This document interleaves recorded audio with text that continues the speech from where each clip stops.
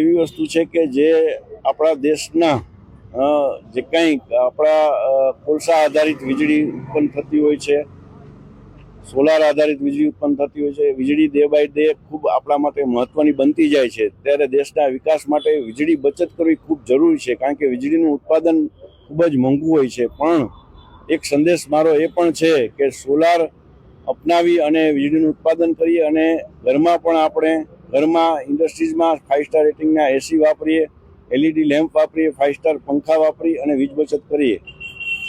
ખાસ કરીને આનો ઉદ્દેશ શું છે?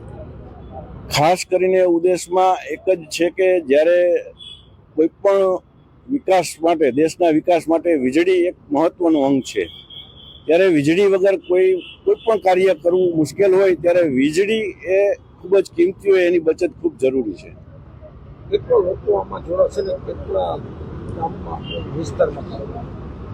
આ અમારી રેલી લોકોની જાણકારી માટે, નાના મોવા સર્કલથી આખા વિસ્તારમાં લોકોની જાણકારી માટે, આ સંદેશ આપવા માટે અમારા કર્મચારીઓ 100 થી 150 લોકો કર્મચારીઓ, અધિકારીઓ જોડાયેલા છે અને લોકોને ખાસ સંદેશ વીજ બચતનો આપવા માંગીએ છીએ. સાથે સાથે અકસ્માત ન થાય, કારણ કે કોઈ પણ માનવ જિંદગી છે એ ખૂબ કિંમતી છે.